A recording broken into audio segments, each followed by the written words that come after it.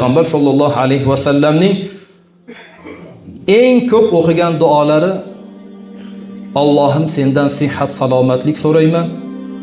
Allohim sendan omonatdorlik so'rayman. Allohim sendan iffat so'rayman.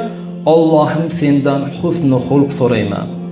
Va Allohim sendan qazoy qadarga rozilik so'rayman deb Abdulloh ibn Umar radhiyallohu anhu Payg'ambar sollallohu alayhi vasallamning eng ko'p o'qiydigan duolari mana shundoq bo'lar edi deb aytib o'tadi. E'tibor beraylik. Payg'ambar sollallohu alayhi vasallam nimani so'rayaptilar Robbilaridan? Sihat, salomatlik, omonatdorlik, omonatga xiyonat qilmaslik, va'daga vafo. Allohim sendan iffat so'rayman va sendan husnul xulq so'rayman. Allohim sendan qazoy qadarga rozilik so'rayman deb Robbilariga eng ko'p duo qiladigan mana shu duolari shundoq bo'lgan ekan azizlar.